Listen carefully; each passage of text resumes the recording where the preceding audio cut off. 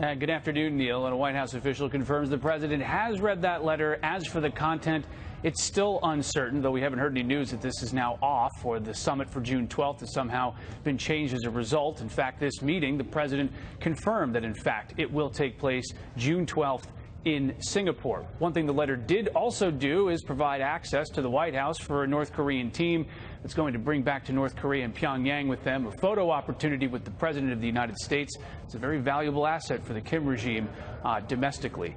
As for the State Department and what's going on here, officials have always been targeting June 12th, though as late as yesterday, the Secretary of State really couldn't say whether the summit was actually going to happen before the meeting at the White House today. There are American and North Korean teams negotiating in Singapore for the logistics of this summit, and then also in the demilitarized zone to try to lay the foundation of a potential agreement between the U.S. and North Korea for North Korea to surrender its nuclear program. Now, the State Department has spent much of the Trump administration applying what it calls maximum pressure against North Korea. The president says he's not going to apply additional sanctions. First, he's going to see how this summit works out.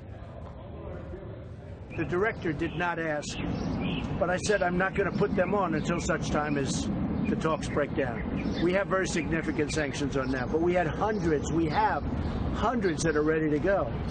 But I said I'm not going to, but why would I do that when we're talking so nicely?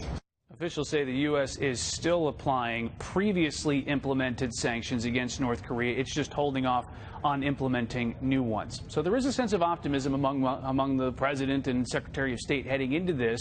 But the Secretary of State did make clear yesterday that it is a very difficult road ahead, that North Korea is going to have to take a leap of faith to be successful here and change its attitudes and policies that it has implemented for many decades, Neil.